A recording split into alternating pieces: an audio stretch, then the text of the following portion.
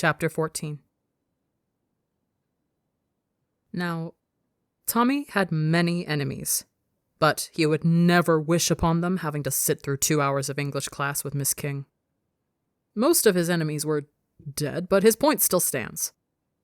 His teacher peaked in her 20s when she had a youthful face, a role in the theaters, and hadn't developed a nicotine addiction yet. The only part of his English lessons he enjoyed was the running commentary he got from the person to his left. Clementine, a girl with dark, tanned skin and pink butterfly clips in her brown hair, practically carried the class. If Miss asked a question and no one answered, she'd just volunteer the most random shit. She once compared Romeo and Juliet to Twilight. She did make good points, though. But the way Miss King droned on about a specific poem even drained Clementine, who kept drawing flowers on Tommy's clear pencil case, rather than paying attention to the teacher's unanswered questions. When she had finished her drawing, he gathered up enough confidence to bother her. "Clem, you know girls, right?" he asked, not too sure on how to start this conversation. The whole issue with Nikki had been irritating him this entire week, and he didn't know what to do. "Well, I am one, so yes. Why?" she said, as she closed the cap of her pen. Tommy leaned closer to her. "Okay, so this is hypothetical and does not apply to me. So, a girl, who's like a big sister to this person, betrayed them years ago, but now it seems like she's sorry and has changed. Should they just get over it, or..." "What did this girl do to betray you?" Clementine asked, smiling widely when Tommy frowned. "I didn't say this was about me." "Tommy, you do not have a subtle bone in your body," she said. "Answer the question." He glared, and she returned the look only 1,000 times harsher, until he answered. "She basically left me when I was in a bad place mentally." "Oh." Clementine's glare softened. "I wasn't expecting that. How has she showed she's sorry or has changed?" Tommy bit on his cheek as he recalled his conversation with Nikki. It was something he tried to forget ever since the following dream visit. "She hasn't apologized, but she's dyed her hair." "I was aiming for changes like emotional maturement or improvement rather than long-term hair damage," Clementine said. Tommy shrugged, and she rolled her eyes. "In my opinion, you should first focus on healing or whatever from the betrayal and bad place you were in. Then it's a matter of her apologizing, and whether you choose to forgive her or not," she explained, not caring the teacher was openly staring at the two of them talking. "What if this betrayal is deeply rooted trauma, and not something I could get over in time?" "Get drunk or get a therapist, I don't know," she muttered as Tommy sighed. "Don't look at me like that. You came to me for advice." Tommy banged his head on the table. "Ugh, thanks anyway. Now that's over, help me analyze this poem." "Clem, Ozymandias wasn't that deep. You don't need to analyze it again." "Say that again, I dare you," she threatened, holding her pen fiercely as if she was about to shank him. "Fucking hell, fine, I'll help." She grinned and handed him her green highlighter. He didn't expect to see Techno at the wheel of Wilbur's car when he reached the car park after school had finished. Tommy opened the door and scowled at Wilbur, who was in his seat at the front. "I usually sit there." "Cope," Wilbur replied. He flicked Wilbur on the forehead before getting into the back of the car. "Why is Techno here anyway?" Tommy asked, as Techno began driving. He did appreciate how Techno was more careful with driving, since Wilbur normally sped out of the school main road and tried to run over the year 9s who didn't look before crossing. "MCC is soon. You need training," Techno said. "What the fuck is MCC?" "It's the school's sports day. Technoblade here takes it very seriously, despite not even being a student anymore," Wilbur answered, patting Techno on the shoulder as he spoke. Tommy wouldn't have thought that Techno would be this invested in sports day, especially for a 20-year-old man with a full-paying job. But Techno was competitive. Why do we need training? Because you need to win, Techno said, with too much emotion needed for a fucking sports day tournament.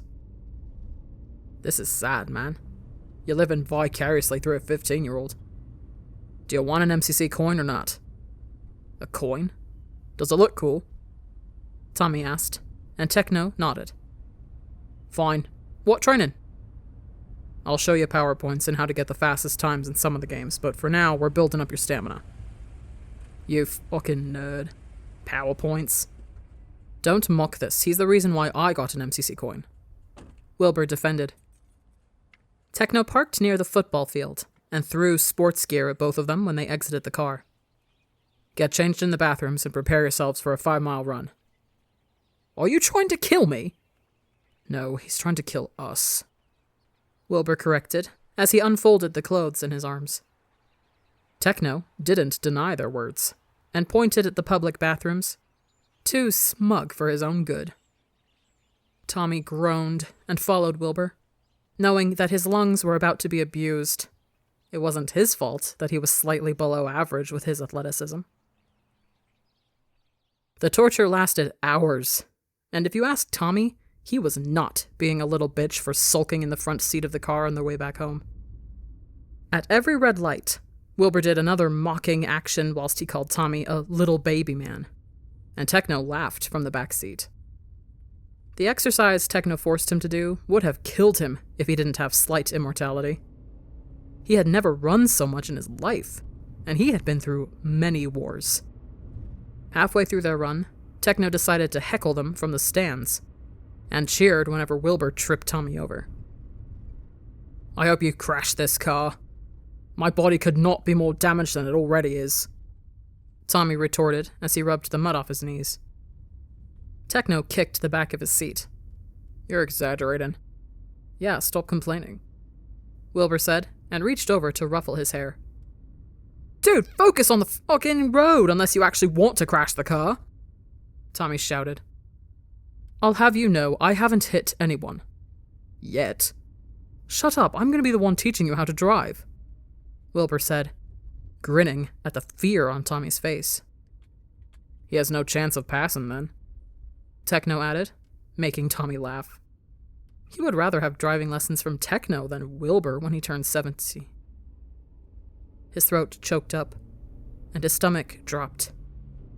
He'd never been 17 before. He never will be, unless he figured out his myth. It was February, and he had until April. Fucking April. All the unleashed tears he stifled at nights where his hands ached from writing in that stupid notebook caught up to him. Who was he kidding at this point? His attempts at researching his myths were futile. Pointless endeavors to cling to the family he always dreamed for and couldn't keep when they were finally here. He hated how he wasn't born into this family. Didn't have hundreds of more memories of car trips with Wilbur and Techno. He would have had more than 6 months with them, and that was all he ever wanted. He would have grown old with them. One day, become better than Techno at fencing, learn how to drive from Wilbur, and maybe even be there when he became a musician and performed his heart out on stage. He wanted to be Phil's son, his actual son. Tommy would do anything just to wake up every morning and not be scared that this might be the last he has with them. He didn't realize he was crying until Wilbur parked into their driveway. Tommy, you coming? Techno asked as he exited the car. Toms? Wilbur said, softer. He rubbed harshly at his face and opened the door. I'm going to go round Tubbo's house, he murmured before walking away, ignoring Wilbur calling out for him to come back. The tightness in his chest amplified as he rushed down the street, his vision blurred from the tears. He didn't expect the reminder that he'd never reach 17 and enjoy those moments to hit him so hard.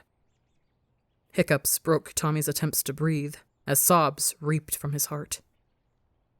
Tubster. Tommy. Tubbo, open your door before I kick it down. Please, I need your help. Tubbo. Coming. He tried to control his breathing as he waited, gripping his arms around himself to stay grounded. Tubbo opened the door, took one look at the state Tommy was in, and ushered him inside the house. The next thing Tommy knew, he was sitting on Tubbo's bed, his back against the bed frame with a box of tissues placed in front of him. He couldn't think straight. The realization that he had less than 3 months of this, belonging to a family, surrounded by people who cared about him, left until it was all gone, until he was all gone, overwhelmed him. I don't know how to comfort people, Tubbo said as he sat opposite him. Wait here. Tubbo grabbed the ukulele from the corner of his room and got back on the bed. You cry, whilst I'll play the same song over and over again until you feel better. Tommy snorted into the tissue. Only Tubbo could make him laugh whilst in the middle of a mental breakdown. Riptide time! He leaned more against Tubbo's bed and breathed heavily, trying to stop it from hitching, as Tubbo played his ukulele. Surprisingly enough, Tubbo's rendition of the song was pretty calming to hear, besides the times he messed up the chords and shouted various swear words, scaring the shit out of Tommy. Though the jump scares did get rid of Tommy's hiccups. An hour passed, and Tubbo had moved on to Wonderwall, yet he made up his own lyrics after repeating the song twice. Tommy sat up, a lodge still stuck in his throat, but he knew that was all in his head. It wouldn't leave until the thoughts did. At least he had stopped crying. You want to talk about what caused all this? Tubbo asked, as he absent-mindedly strummed random chords. He was tempted to lie, to say that it was stress caused by other events that he didn't care about. Like how he had exams coming up for school, preparing for the GCSEs that he would never sit since those began in May, and maybe let's not talk about that. Tubbo put his ukulele down and moved closer to him, just close enough so their shoulders touched. What's wrong, Tommy? He shouldn't have come here. As much as he frequently annoyed Tubbo, he was one of the only people who he couldn't ignore. He couldn't lie to him. He could lie to Ronbu, sure, but not Tubbo. That was another lie. He had a problem with doing that. I've never felt part of a family before, since ages ago. Since the pain and grief of Theseus. And I don't know how to feel. Sighing, Tommy turned to face Tubbo, which was another mistake, since now he definitely couldn't lie to him now. I want to be close to them, be part of their family, but I'm scared I'm going to ruin it. He rubbed at his left wrist. I am going to ruin it, just like I always fucking do. I know it. How would you ruin it? Tubbo asked, quietly holding the hand Tommy was scratching himself with. I have something I need to figure out about myself, and if I don't work it out, it's just going to take away everything I have here. It would take him away from them, permanently. He wasn't even scared of dying at this point. It was the leaving the living behind that terrified him.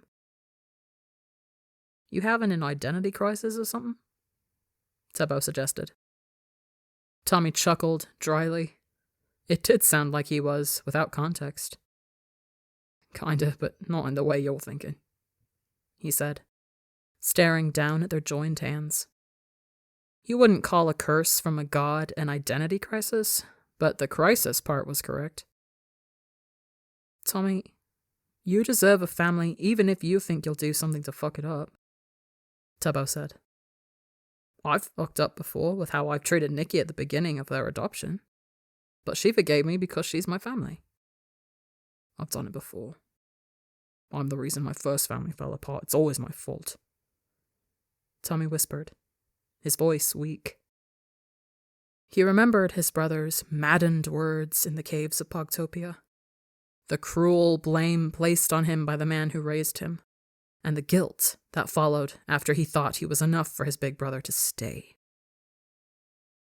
It takes everyone in a family for it to fall apart, Tommy. Not just you. Tubbo threaded their fingers together. You are a part of Phil's family, whether you like it or not. It's up to you to embrace that. Tommy sighed again, and rested his head on Tubbo's shoulder, not caring that the position was awkward due to their height difference. Thanks, Tubbs, he mumbled. Sorry for springing this onto you. I prefer playing the ukulele to you crying than doing my homework, Tubbo said, and Tommy giggled into his shoulder. Shut the fuck up. A creaking sound came from the window. Aw, man, did I miss a bonding moment? Rombu, what did I tell you about climbing through my window without warning me? Tubbo complained, as if this was a normal occurrence, which it was. You wouldn't answer your phone, so scaling your house was the only appropriate option, Rombu replied. You couldn't just knock on the door? I get nervous, okay? Tommy laughed again. He was glad Rombu was here. As Tommy walked into his house, he stopped himself from addressing Dream by his full name and guessing the myth Pandora. Just the sight of everyone in the living room with Linda Smith and her fucking notepad waiting for him made him want to incorrectly guess his myth and die. Fuck off, Linda, I'm not dealing with your shit. He snapped and hurried up the stairs, slamming his bedroom door shut behind him. His head hurt enough already, but now he had this bitch to deal with. Kanoko Foster Care really took the whole unsuspected visits and ran with it. He shrugged off his coat and collapsed onto the bed, hoping for the covers to smother him to death. Not even the cute, beady eyes of Henry could save Tommy from this fuckery. He grabbed his notebook from under his pillow and opened it to a new page. Whilst delaying the inevitable visit from Linda, he might as well be productive with it. Last night, he had the idea to write down all the events that had happened in this current life and attach themes to them. So far, he had written down, don't remember actual parents equals abandoned. Family vloggers as parents equals violent, unfaithful marriage, hated children. Snitched on family vloggers to police equals betrayal. Current home equals second chance, hopefully. Though it didn't help much, since betrayal, unfaithful marriage, and hatred for children were popular themes in Greek mythology, especially with how the literal birth story of the Titans and Olympians applied to these. He should probably add details of his dream visits in there as well. The knocking on his door was too annoying and patronizing for it not to be Linda. She opened his door. The pestering sound of her cheap heels digging into the floor alerted him that she was in his room. Linda Smith didn't deserve the attention, so he just went with ignoring her. You still writing in that book? She asked. Well, more like demanded. But she never got her way with Tommy. Why is this any of your business? He bit back, not looking up from his notebook. Sudden mood changes are a concern. She said the word concern as if it were a threat, which it probably was, since a certain amount of concerns resulted in relocation. As if you fucking care. A tense silence followed. If he was looking at her, her face was probably all screwed up with disgust at him disrespecting her so-called authority. At least your room is decorated, she said, and scribbled more down in her notepad. These your friends? He had stuck more printed pictures of what he had taken in school onto his wall, including one where Ronbu was trying to stuff Tubbo into a locker. He didn't answer her question, and instead added more information to his notebook, such as antagonistic women wanting to make my life a living hell. This was a common feature for every single Greek myth that involved Hera, Queen of Olympus, and Goddess of Marriage. Tom, as your social worker, don't call me that, he interrupted, anger thick on his tongue. You need to cooperate with me. Tommy closed his notebook shut. I'm not being neglected, malnourished, or abused here. Now can you stop pretending that you give a shit about your social worker protocol and get the fuck out of my home? Your home? She repeated. That's the first I've heard you call your fostering placement that. Is it bad that I think of it as one? He asked, daring her to disagree. It's not bad, but it is surprising. Linda wrote another line into her notepad, disregarding the piercing glare Tommy sent her way. She cleared her throat and opened his door again. I'll conclude this as a short visit. I've got enough from the conversation I had with the family earlier. Tommy frowned, not liking the smirk on her face. She left his room before he could question her about what they talked about, which was more of a blessing. Anything she said was utter bullshit. He got changed and waited to hear the front door shut before going back downstairs. They were still sat on the sofas. Phil had paperwork in his hands, which he sorted into a folder. Not wasting a second, Tommy jumped onto the sofa and laid his head on Phil's lap. He was too tired and drained to give a fuck. He turned to face himself more into Phil's side until he was content. Did she bother you that much? Phil asked as he combed his fingers through Tommy's hair. Can I start a petition to revoke Linda Smith's British citizenship? Tommy asked, his words muffled. Wilbur scoffed lightly from where he sat on the other end of the sofa. You support Brexit or some shit? Shut up, you're the fucking Tory. Tommy shot back, shuffling so he could see Wilbur. You probably voted for UKIP. Well, if you want to discuss British politics, no, Phil interjected, knowing that Wilbur could rant for hours about the problems with how much money the government funded to militarization and defense. Let the man speak, Techno encouraged.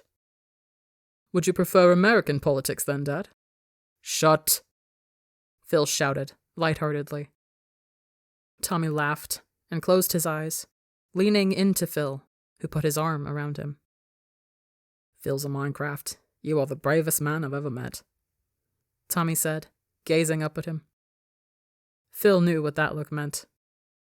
What do you want? Can we get Domino's and watch Netflix? We're getting the chocolate cookies, Techno added, knowing that Phil would cave in. Fine. If you put on a Marvel film, Tommy, I'm spitting in your pizza, Wilbur said, glaring across at him. Tommy sat up and chucked a pillow at Wilbur, only to scurry back to Phil's side when Wilbur caught it. If you hit me, you hit Phil. Wilbur threw the pillow anyway.